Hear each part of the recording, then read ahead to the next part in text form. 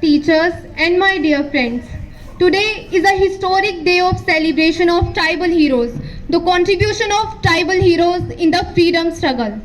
You know, the history of India's freedom struggle is essentially the history of tribal movement in India. The tribes were the first to be affected by the colonialism. They were the first to fight the British. Since the incorporation of province of Bengal into a colonial state in 1756, the tribals had defended their land, their resources and their country, though they may not have a state structure like Mughals or any other imperial. So they came out fully in whatever arms and weapons they had and resisted a colonial state. In response, British attacked the tribals in their full force and full arms, because they know that if the tribals rose up, then the Britishers would go back to India, go back to their own country and leave the India.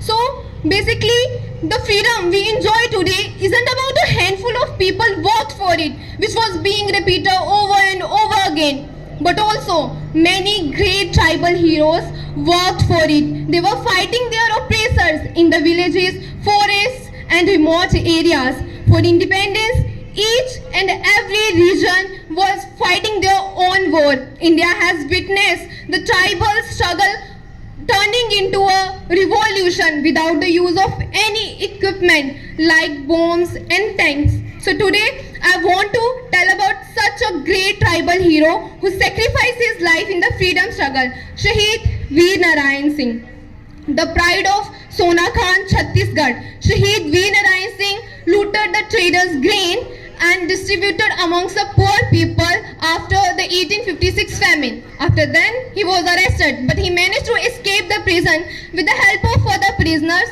and reached the Sonakhan. As it was people across the country and people of Sonakhan had joined the revolt against Britishers in 1857. Veer Narayan Singh formed an army of just 500 men and rose up it against the British, which was led by Deputy Commissioner Smith.